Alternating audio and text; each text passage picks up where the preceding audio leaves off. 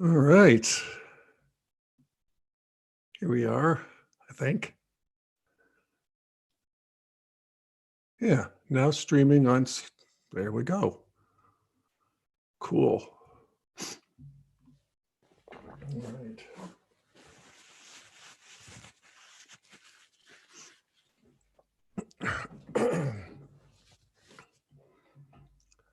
All right. Well, hey, folks, Jeff Salzman here, and welcome to the Daily Evolver. It's Wednesday, April 6th, 2022, and I am very happy to be with you. A special welcome to those of you who are joining in live through the Developmental Politics Facebook group and the Integral Life YouTube page. And a shout out to both of those organizations, Integral Life and the Institute for Cultural Development. The Institute for Cultural Evolution, of which I am on the board. And I just had a 2-hour board meeting on Zoom. So shout out to both of those. So what I wanted to do today is to, take a further look into how this culture war is developing. And the culture war being this struggle between, from an integral point of view, these stages of development, particularly traditionalism, the God and country people, and postmodernism, the multicultural globalist people and modernists too, and just how that continues to develop because it's happening in real time and it's really interesting. I think one of the most encouraging cultural developments that I've seen of late is a group that's loosely identified as the new traditionalists. And I'm very much in favor of these people. It's a lot of young people, and it is, these are people who are sort of fed up with the soulless aspects of modernity. And they want to bring the juice of traditionalism back into the scene. Now, many of them make what we would call an integral, they would fall for the pre-trans fallacy. So they romanticize pre-modernity or traditionalism. And from an integral point of view, we actually want to take the best of pre-modernity and bring it forward into a new integral space. And that's a difference. And I think we can see the difference here in a tweet that I came across. And let me just put it up here. Hang on a second. Oh, here we go. All right. And this is a tweet, hang on, from Joseph Massey, and he's a big proponent of the new traditionalism. And I generally like him, but he makes a pre-trans mistake here, and I'll share it here. Share desktop 2. Okay, so here's his tweet. And you can see that it is a picture, and I'll describe, I'm going to do some visuals in this episode, and I'll do my best to describe it because I know actually most of you listen by podcast, but this is a photograph, a beautiful photograph of the Voon town hall in Belgium. And it was built in 1448. It's in the late Gothic style. And it is just this beautiful kind of late Gothic cathedral here. And he writes, if the modern world were full of this kind of architecture, there would be less depression, elevated levels of testosterone in men, and higher fertility rates. And so that's his advocacy for this kind of architecture. And what I would also point out, I think he's actually right. I think there would be all three of these things we would have more of. But we would also have more of everything bad. We would have more witch burning. I would point out that this cathedral was finished about 3 years before the beginning of the Spanish Inquisition. We'd have more war, more poverty, more patriarchy, more starvation, more toothaches, more lice, more everything that modernity delivered humanity from, the horrors of pre-modernity, as well as these various beauties. And so let's look at the three things that he advocates for. One is men would have more testosterone. And I guess I would say that I think after seeing Will Smith's slap of Chris Rock, that we could all agree that testosterone is a hell of a drug, especially when it's taken by older men in supplements. And I think that's the case with Will Smith. I think that's one of the explanations for his behavior. I mean, if you see how he bulked up for the movie Ali, I don't know if you do that naturally. I'd also say that's true of Putin. You know, Putin's 69 years old. And, in addition to his face fillers and Botox, he's got that, added testosterone vibe that is actually quite dangerous. I've had friends my age who have done testosterone, and several of them quit because, as one of them put it, I had too many violent dreams. So, okay. Sorry, I sort of stopped the share there. So testosterone is a mixed bag. Less depression? Well, I don't know. Were the peasants who were impoverished by the building of that cathedral less depressed? Certainly modernity brings on a depression and anxiety that's endemic of the modern age, because we live in a world without meaning and spirit. Modernity has shorn us of, all spirit, soul, God, and, that's not a good place for human beings to be. And we can see the effects of that. And then I think of the poem by W.B. Yeats, the Second Coming, where he talks about that the worst are full of passionate intensity.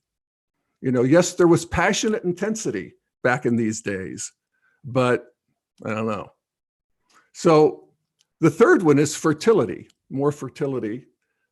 And to that, I would say, well, what's so great about fertility? Could we be a happy planet with half as many people? And I think the answer is yes. And I think we're probably heading in that direction.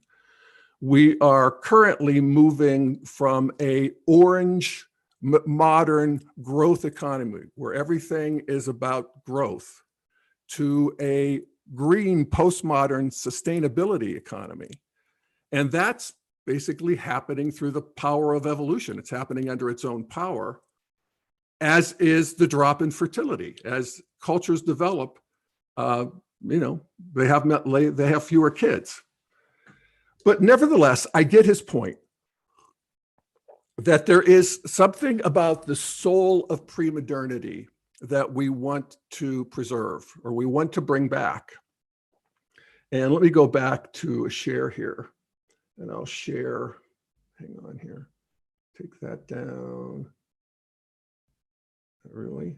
No, just close it, thank you. All right, let me do this. This is the classic modern building. This is the Lever House in New York City. And that was built in 1950. This is right after World War II. And it launched a half a century of big steel and glass slabs and boxes that were built all over everywhere and still are being built, It's historically, it's a reaction against all of what came before, all of the triumphal narratives of traditionalism and my tribe, my country nationalism, all of that stuff, after the horrors of the first half of the 20th century,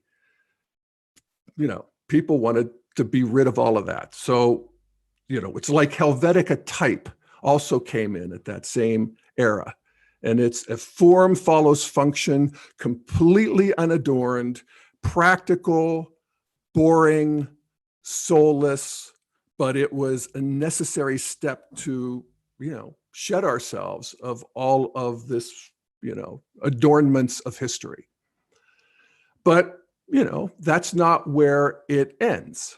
We have a whole new move in architecture. Hang on here, I'll share the screen again. Yep, here we go. And here's some beautiful new buildings that have moved beyond. Let me start with, this is one of the first, hang on here. Sorry, pressing the wrong buttons. Yes, you can save it if you want, but mostly I want to go full screen. Yeah, this is the Guggenheim Museum in Spain.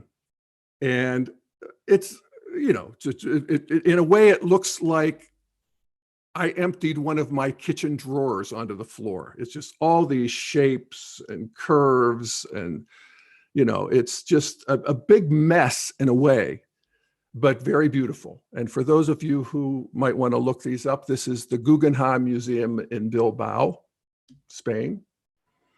Next is, this one is so beautiful, I think. The Museum of the Future, that I think has just been finished in Dubai. It is this huge oval laying on its side, covered in Islamic calligraphy. Very ornate, very beautiful.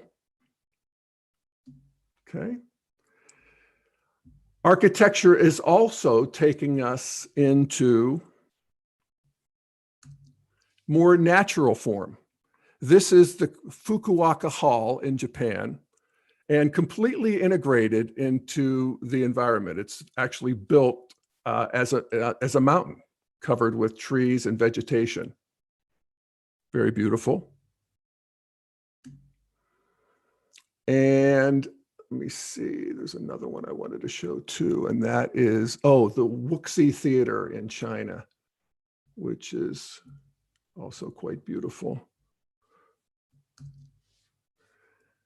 Made to look like a bamboo forest, very ornate, nothing soulless about it. And so, culture moves on, art moves on, and that's why, we're moving into integral, where we have, form, function, and beauty all integrated into the same thing. There's another example I would use that I find interesting. It's from the world of painting, art. And let me just show you. This is a famous painting called The Choice of Hercules. There we go. Hang on, I'll share it. And this is an Italian Baroque painting done in 1636 by Nicholas Poussin. And it shows Hercules, this powerful young Hercules, crowned with a laurel on his head. And he's leaning on his club at a crossroads, right? And there are two women on either side of him, both beckoning him forward in their direction. The two figures represent virtue and vice. This is the choice of Hercules, virtue or vice. Vice is dressed in this orange robe accompanied by Cupid. The robe's falling off of her shoulder. Cupid's beside her holding up this little bouquet of flowers to Hercules. And vice, this is vice, she is gesturing towards this easy path to this beautiful sunny valley below. So that's vice. Virtue, on the other hand, is dressed in this chaste white gown, and she is pointing to this difficult path up a steep, rocky ascent towards virtue, and it's not easy. Virtue's not easy, and Hercules must choose. And he's looking at her, so you know this is where he's going to go. So that that painting was redone. I saw this painting and I loved it. It's in the Saatchi Museum, one of my favorite museums. It's a postmodern museum, a museum of postmodern art in London. And this is a painting called Hey Good Looking.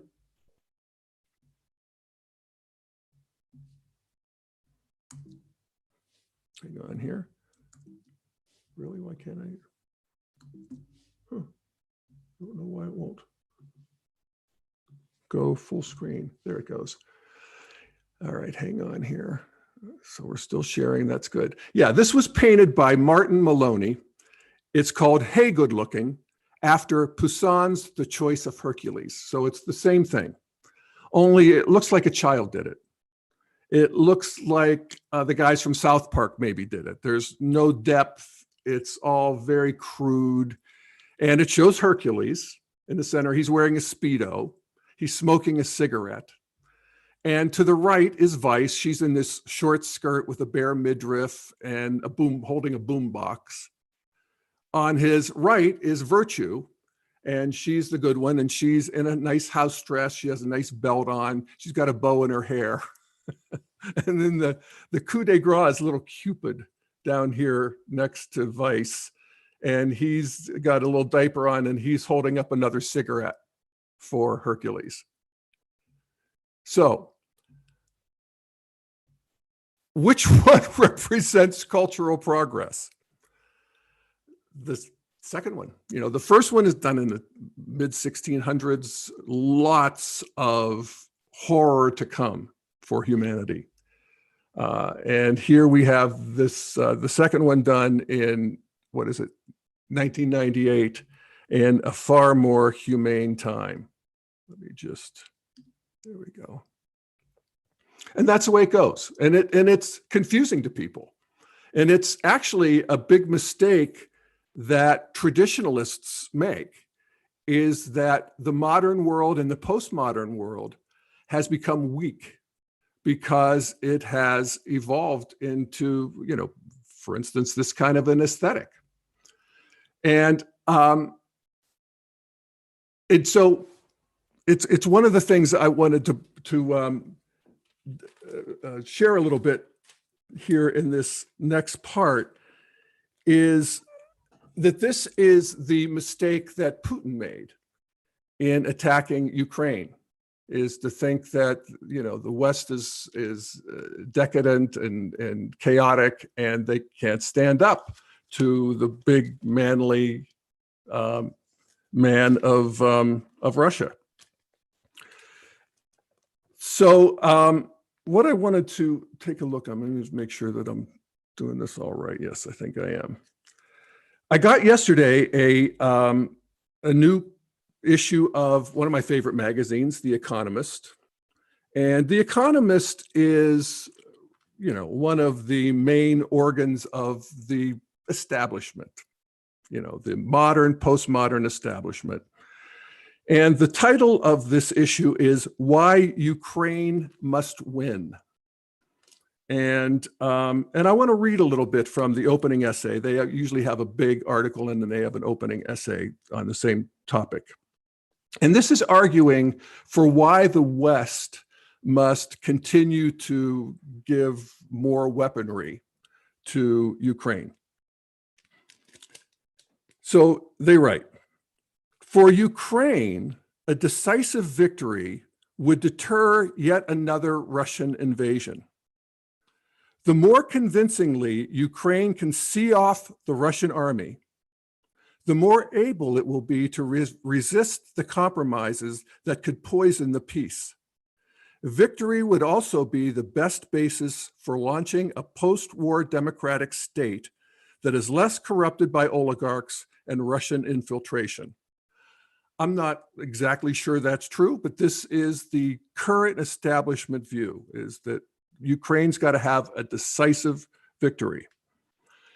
They go on, they say, the prize for the West would be almost as great. Not only could Ukraine invigorate the cause of democracy, but it could also enhance European security.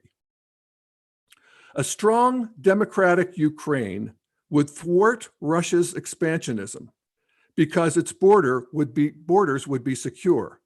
And to which I respond, would they? With Russia still there? In the short term, an angry, defeated dictator would be left in the Kremlin. But eventually, Russia, following Ukraine's example, would be more likely to solve its problems by reform at home rather than adventures abroad. And I sort of agree with that in the sense that Russia, too, will continue to evolve. And I think that this war will be, as war always is, war is a catalyst for cultural evolution in addition to, its destructive aspects. And I think that will happen for Russia. But I gotta say, I do hang up in this phrase, in the short term, an angry, defeated dictator would be left in the Kremlin. And I have to say that scares me. And I factor it in because, we can see, even if we use developmental psychology, that dictators have one foot very firmly in what we would call the red meme or the warrior consciousness, where, you just fight and you never surrender. This is Trump. He will never admit defeat in the election. It's just constitutionally incapable of doing that. And I think Putin is in the same boat.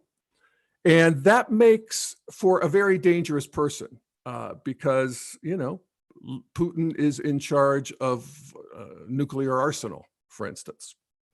So I worry about that. Let me just see, read a little bit more here. He says, the United States would also be freer to attend to its growing rivalry with China. That's inspiring. But alas, much of the West seems blind to this historic chance. America vetoed sending Ukraine aircraft. Germany is taking a short-term view of sanctions. And France's president, Emmanuel Macron, claims to speak for Western allies when he argues that to supply the heavy weapons that Ukraine needs would turn them, that is France and the West, into co-belligerents. Co-belligerents. I think that's a pretty good term. And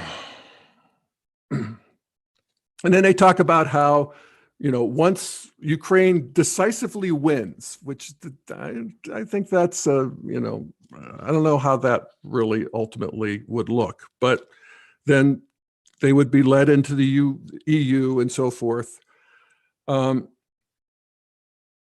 Let's see here. The EU should welcome Ukraine eagerly, et cetera, et cetera. Okay. Limiting Ukrainian aid would abet Russia in imposing an unstable and hence temporary peace on Mr. Zelensky. It would reward Mr. Putin for his threats, setting up his next act of atomic aggression.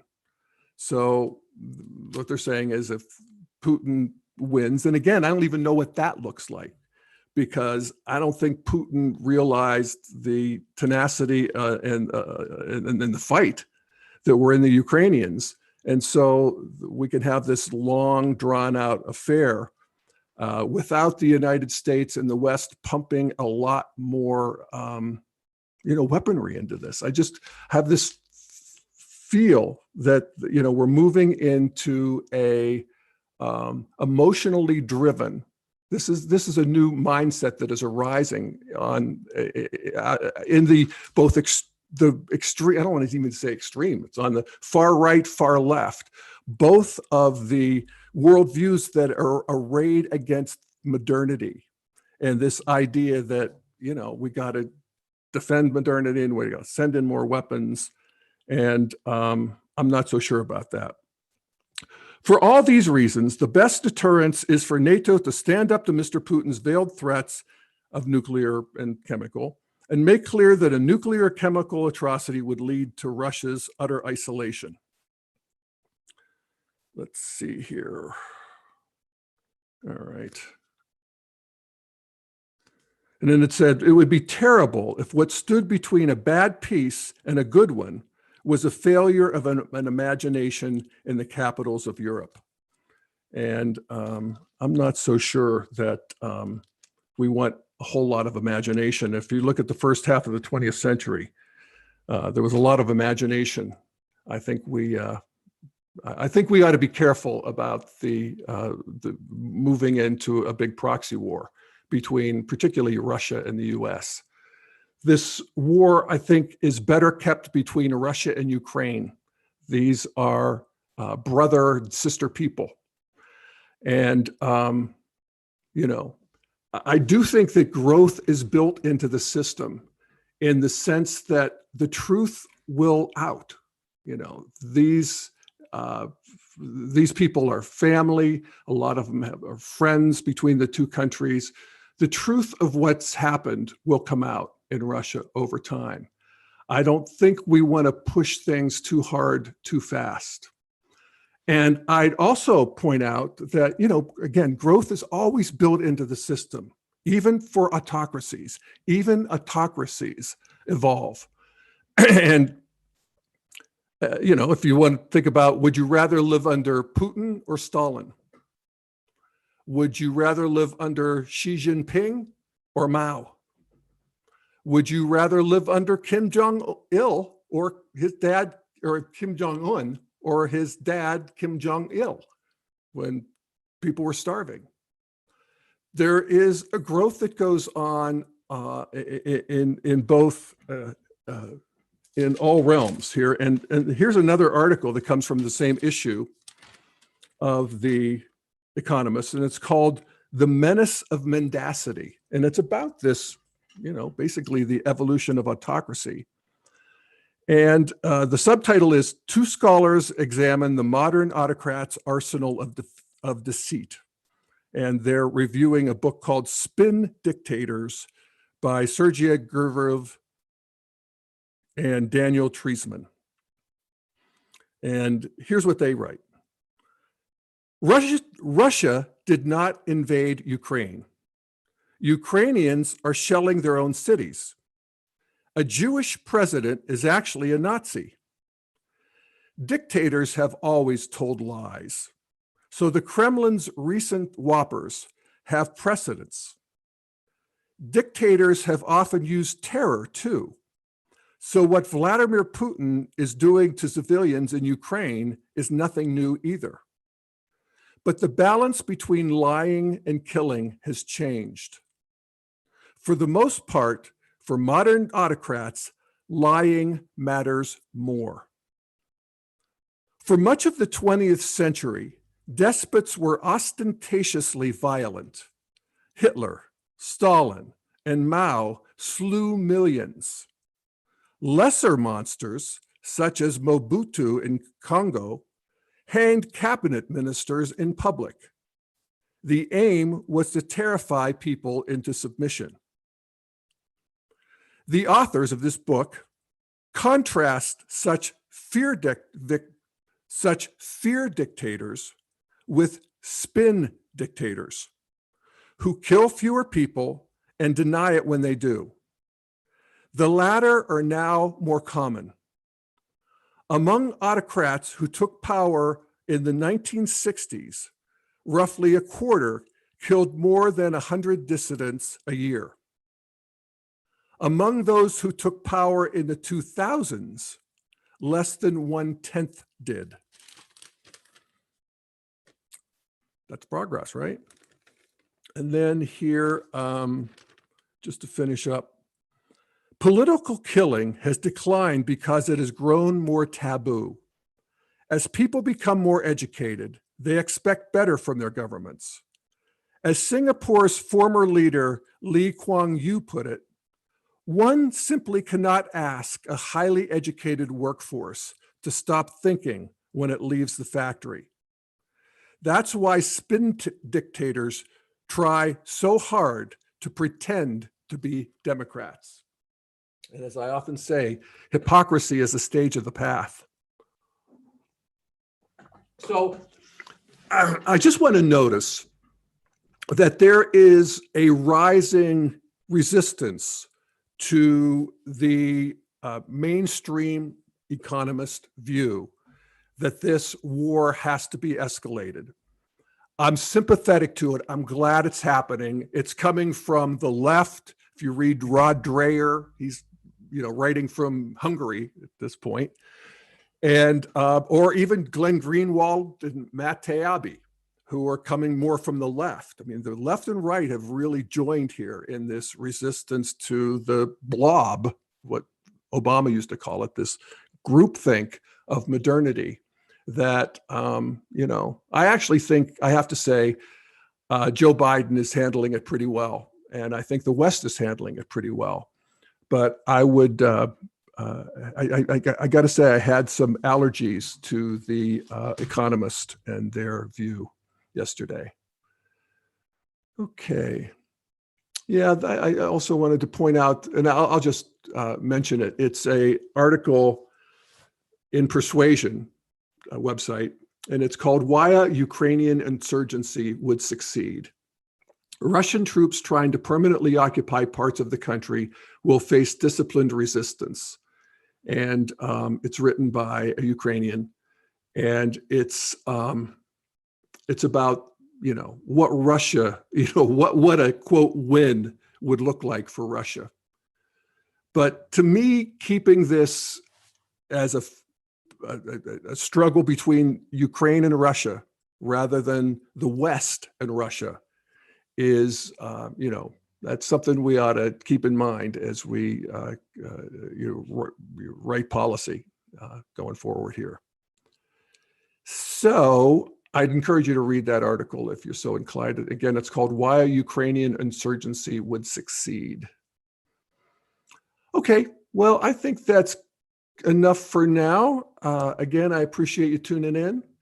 And check back next week for another look at this ever-evolving world of ours.